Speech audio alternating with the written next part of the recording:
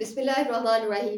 अस्सलाम वालेकुम स्टूडेंट्स, आज हम डिस्कस कर रहे हैं 10th केमिस्ट्री के चैप्टर नंबर 8 यानी बुक के मुताबिक जिसको चैप्टर नंबर 16 कहा गया है उसकी एक्सरसाइज के शॉर्ट क्वेश्चंस को।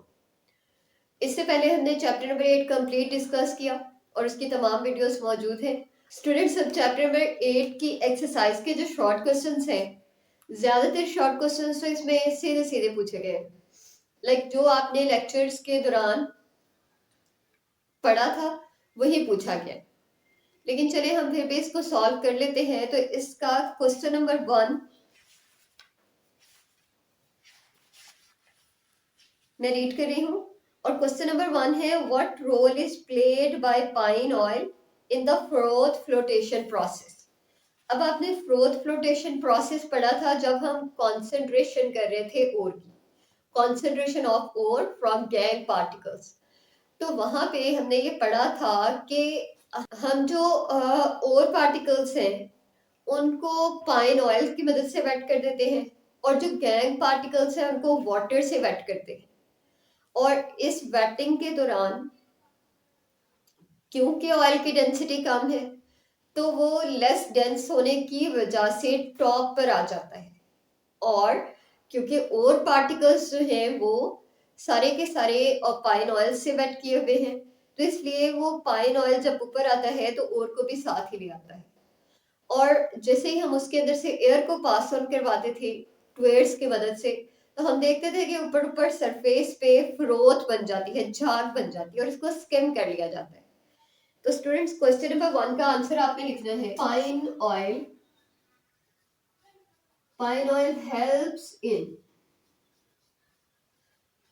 सेपरेशन ऑफ, ये हेल्प करता है किस चीज में, सेपरेशन में, सेपरेशन ऑफ और फ्रॉम गैंग पार्टिकल्स, और को गैंग से सेपरेट करने में हेल्प करता है, from gangue particles,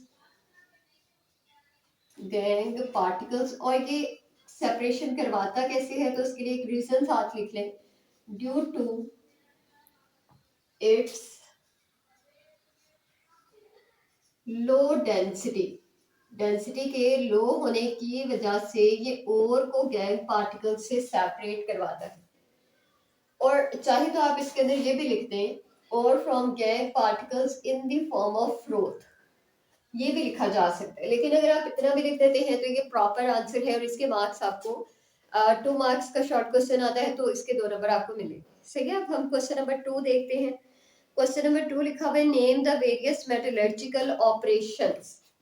question number 2 में हमें मेटलर्जिकल ऑपरेशंस के नाम पूछे हुए हैं। अब आपने स्टूडेंट्स मेटलर्जी का प्रोसेस पूरा का पूरा पढ़ा। उस मेटलर्जी के प्रोसेस में हमने कुछ स्टेप्स थे जिनको फॉलो किया था, तो उसके लिए मैं लिख रही हूँ, following are metallurgical operations, metallurgical operations, मंदरजा झैल मेटलर्जिकल ऑपरेशंस को हम लिख रहे हैं, मेटलर्जिकल ऑपरेशंस। ठीक है। और उनमें से सबसे पहला जो मेटलर्जिकल ऑपरेशन हमने पढ़ा, that was concentration of ore की कंसंट्रेशन करना, कंसंट्रेशन ऑफ ओर। और इसी के हमने 3 मेथड्स पढ़े थे, जिनमें से एक हमने ग्रेविटी सेपरेशन पढ़ा था, दूसरा हमने फ्रोथ फ्लोटेशन पढ़ा था और तीसरा हमने इलेक्ट्रोमैग्नेट्स की मदद से सेपरेशन पढ़ा था। फिर जो हमारा सेकंड स्टेप है, सेकंड मेटलर्जिकल ऑपरेशन है जो हमारा, वो है एक्सट्रैक्शन ऑफ मेटल। नंबर 2 पे हमने की थी एक्सट्रैक्शन, और किस चीज की थी, मेटल की। किस चीज से की थी, फ्रॉम ओर में से मेटल को हमने सेपरेट किया था, एक्सट्रैक्ट किया था। और स्टूडेंट्स, इसके भी हमने मेथड्स पढ़े थे, जिनमें से एक हमने स्मेल्टिंग पढ़ा था, जिनमें से हमने रोस्टिंग पढ़ा था, जिनमें हमने बेसिमराइजेशन पढ़ा था। सही, वो वाले सारे टॉपिक्स। अब नंबर 3 पे जो थर्ड स्टेप था हमारा, वो था रिफाइनिंग का, रिफाइनिंग ऑफ मेटल। मेटल को हमने रिफाइन किया ऑफ मेटल, और ये टॉपिक हमने इलेक्ट्रोलिसिस के नाम से पढ़ा था। इलेक्ट्रोलिसिस, इसकी हेडिंग लिखी होगी आपने। तो ये कुछ मेटलर्जिकल ऑपरेशंस हैं जो मेटलर्जी के प्रोसेस के दौरान जिनको फॉलो किया जाता है। है। क्वेश्चन नंबर 3 देखते हैं। तो क्वेश्चन नंबर 3 में पूछा हुआ है what are the advantages of Solvay process की है। क्वेश्चन नंबर 3 में आपसे पूछा हुआ है how is roasting carried out, roasting किस तरह की जाती है। तो हम क्वेश्चन नंबर 3 का आंसर लिखते हैं। क्वेश्चन नंबर 3 में उसने आपसे पूछा है रोस्टिंग, तो मैं हेडिंग लिख रही हूँ रोस्टिंग की, और उसके बाद मैं लिखूंगी heating of concentrated ore. Concentration हमने पहले कर ली और उस कॉन्सेंट्रेटेड ओर की हम क्या कर रहे हैं, मजीद हीटिंग करें। Heating of concentrated ore at high temperature. Heating तो करेंगे लेकिन टेम्परेचर भी क्या रखेंगे, हाई रखेंगे। और इस दौरान एक और कंडीशन जो हमने दी थी वो थी in excess of air, excess of air, यानी बहुत सारी हवा की मौजूदगी में ये रिएक्शन होगा। सही है। और अब हम एग्जाम्पल में लिखेंगे कि कौन सी ओर है या कौन सी कॉन्सेंट्रेटेड ओर है कि जिसकी हम रोस्टिंग करवाएंगे। तो वो हमने पढ़ा था चाल्कोपाइराइट, चाल्कोपाइराइट या फिर कॉपर पाइराइट भी इसको कहते हैं। इसका फॉर्मूला भी आपने पढ़ा हुआ है CuFeS2। ठीक है। तो ये चाल्कोपाइराइट को हमने क्या करवाया था, हाई टेम्परेचर पे हीट करवाया था। चाल्कोपाइराइट इज हीटेड, इसको हीट करवाया जाता है और ये क्या क्या बनाता है, to form cuprous, cuprous sulphide and ferrous sulphide. ये दोनों प्रोडक्ट्स बने थे, फेरस सल्फाइड, ये दोनों प्रोडक्ट्स बनते हैं रोस्टिंग के दौरान। सही है। हम इन्हीं चीजों को रिएक्शन की शक्ल में लिखते हैं। तो यही चाल्कोपाइराइट CuFeS2, इसको किया जाता है हीट और किया जाता है in the presence of air.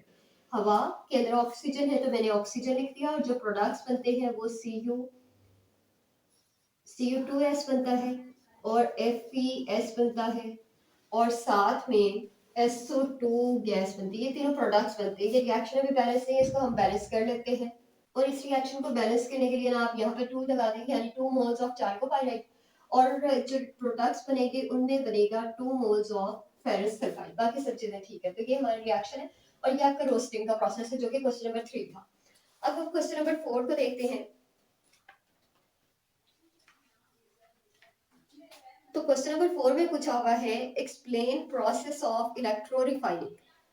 Electro refining जिसको हमने इलेक्ट्रोलिसिस कहा, उसी प्रोसेस को एक्सप्लेन करने का कहा गया। स्टूडेंट्स आपको याद होगा कि ये एक लंबा चौड़ा टॉपिक था और उसको एक्सप्लेन करने का कहा गया कि लॉन्ग क्वेश्चन है वैसे तो, लेकिन इसकी मैं आपको समरी लिखवा देती हूँ और उसी को आपने याद कर लेना है शॉर्ट क्वेश्चन के लिए। ठीक है।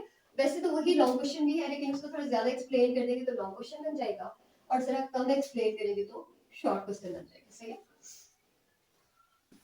तो क्वेश्चन नंबर 4 के आंसर में स्टूडेंट्स मैं कुछ स्टेप्स लिख रही हूँ, जिनमें से पहला स्टेप ये है कि impure copper metal, impure copper metal is used as, इसको इस्तेमाल करेंगे हम, लेकिन किस शक्ल में करेंगे, is used as anode, anode की शक्ल में इसको इस्तेमाल करेंगे। ठीक है। नंबर 2 पे हम क्या करेंगे, प्योर कॉपर मेटल, एक इम्प्योर कॉपर मेटल लेंगे और दूसरी प्योर कॉपर मेटल को भी इस्तेमाल करेंगे, इज यूज्ड एज, इसको यूज करेंगे, is used as cathode, cathode की शक्ल में इसको इस्तेमाल करेंगे। नंबर 3 पे हम क्या करेंगे, नंबर 3 पे copper sulphate solution, copper sulphate solution को इस्तेमाल करेंगे। SOLN डॉट लिख रही हूँ, सॉल्यूशन की ही शॉर्ट फॉर्म है। Copper sulphate solution is used, इसको भी इस्तेमाल करते हैं लेकिन किस शक्ल में, एज इलेक्ट्रोलाइट, इलेक्ट्रोलाइट के तौर पे इस्तेमाल किया जाता है। सही है। तो ये 3 चीजें हम इस्तेमाल करेंगे। नंबर 4 पे electric current, electric current is passed, electric current को इसमें से पास करवाया जाएगा, इज पास्ड थ्रू इलेक्ट, बल्कि आप ऐसे करेंगे बस इतना ही लिखिए, इज पास्ड, इलेक्ट्रिक करंट को हम पास करवाएंगे। सही है। तो ये हमारे 4 स्टेप्स हो गए, मजीद 3 स्टेप्स हमने अभी लिखने हैं, तो वो हम लिखते हैं, लेकिन उससे पहले मैं जरा यहाँ पे बुलेट्स बना देती हूँ। तो ये 4 स्टेप्स हो गए। नंबर 5 पे आपने कहना है कि हम ये पढ़ चुके हैं कि एनोड पे ऑक्सीडेशन होगी, ठीक है। तो हम कहेंगे कि impurities impurities are oxidized oxidise हो जाएंगी, लेकिन कहाँ से? फ्रॉम एनोड से ऑक्सीडेशन होगी, सही है। जबकि प्योर प्योर मेटल आयंस क्या करेंगे? आर रिड्यूस हो जाते हैं, और ये रिड्यूस होते हैं सोल्यूशन के अंदर से, एंड डिपॉजिट हो जाते हैं, जमा हो जाते हैं, डिपॉजिट ऑन, और ये डिपॉजिट होने लग जाते हैं, जमा होने लग जाते हैं कहाँ? कैथोड पर, एट कैथोड पर से। और नंबर 7 या 6 या 7 पे हमने कहना है कि impurities are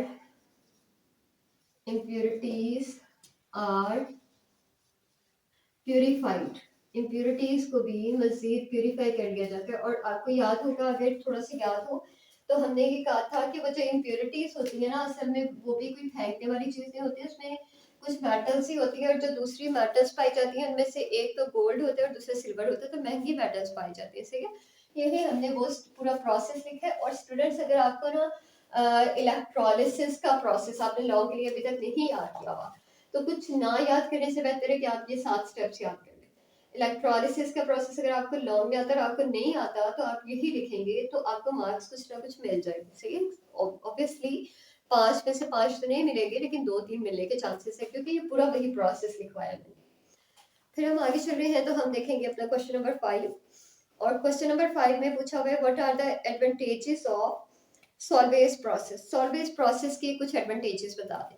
अब ये इतना सीधा सीधा सा क्वेश्चन है, तो मैं नहीं पढ़ाऊंगी, ये मैं आपको दिखा देती हूँ। पेज नंबर 163 पे, बुक का पेज नंबर 163 है, इस पे हेडिंग लिखी हुई है एडवांटेजेस ऑफ सॉल्वेज प्रोसेस। यहाँ से आपने कोई से 4 पॉइंट्स याद कर लेने, ठीक है। उसके बाद हम क्वेश्चन नंबर 6 देखते हैं। क्वेश्चन नंबर 6 में लिखा हुआ है, what is the principle of Solvay process. और स्टूडेंट्स, जब ये टॉपिक मैंने आपको पढ़ाया था, तो मैंने आपको बार बार बताया था कि सॉल्वेज प्रोसेस का प्रिंसिपल अक्सर शॉर्ट क्वेश्चन आ जाता है, इंपॉर्टेंट। स्टूडेंट्स, ये भी ना आप देख लें कि पेज नंबर 161 पे 161 पे ये यहाँ दिया हुआ है, स्टार्ट में पहली 3 से 4 लाइन्स है सॉल्वेज प्रोसेस की, यही इसका प्रिंसिपल है, कि आपने लिखना है, ठीक है। उसके बाद हम देखते हैं अपना क्वेश्चन नंबर 7। तो क्वेश्चन नंबर 7 में कहा हुआ है, what happens when ammoniacal brine is carbonated. कहते हैं कि अमोनिकल ब्राइन से जब हम कार्बन डाइऑक्साइड को पास ऑन करवाते हैं तो क्या होता है। ये क्वेश्चन मैं आपको लिखवा रही हूँ। क्वेश्चन नंबर 7 का हम आंसर लिखते हैं, ठीक है। तो इसके आंसर में आपने लिखना है, on passing carbon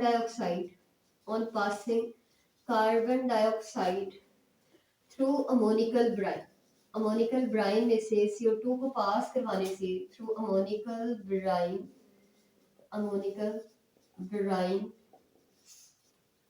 sodium bicarbonate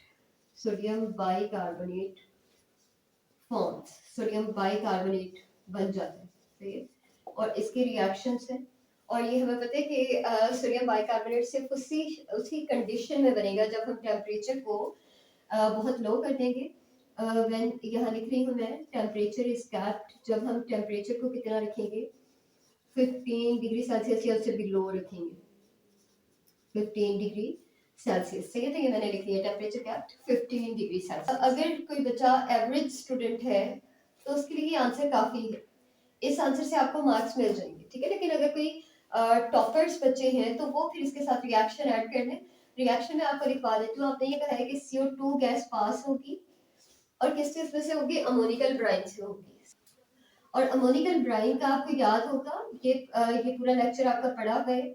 अगर आपको ये प्रोसेस पूरा नहीं पता, तो आप सोडियम बाइकार्बोनेट की प्रिपरेशन का जो सॉल्वेज प्रोसेस है वो लेक्चर देख सकते हैं। उसमें हमने कहा था कि NH3 और वाटर, अमोनिकल ब्राइम में वैसे तो NaCl भी था, लेकिन ये तीनों चीजें पहले रिएक्ट करती हैं। तो ये तीनों चीजें रिएक्ट करके बना रही थी अमोनियम बाइकार्बोनेट NH4HCO3। ये अमोनियम बाइकार्बोनेट है, सही है। लेकिन स्टूडेंट्स मैंने आपको बताया है कि ये बनाएगा क्या, सोडियम बाइकार्बोनेट। ये लिखा हुआ है सोडियम बाइकार्बोनेट बनाना चाहिए, अमोनियम बाइकार्बोनेट है। तो ये भी रिएक्शन कंप्लीट नहीं हुआ, यही अमोनियम बाइकार्बोनेट NH4HCO3 ये रिएक्ट करता है NaCl के साथ, ठीक है, और फिर दो प्रोडक्ट्स बनते हैं, जिनमें से एक वही NaHCO3 सोडियम बाइकार्बोनेट बनता है, और दूसरा बनता है NH4Cl अमोनियम क्लोराइड। तो ये वो चीज है जो बनती है, जिसका हमने लिखा हुआ है। और ये सब कब होगा, जब हमने का टेम्परेचर कितना रखा जाएगा, 15 डिग्री सेल्सियस तक कम कर दिया जाएगा। देखिए हमारे फर्स्ट 7 क्वेश्चंस हैं,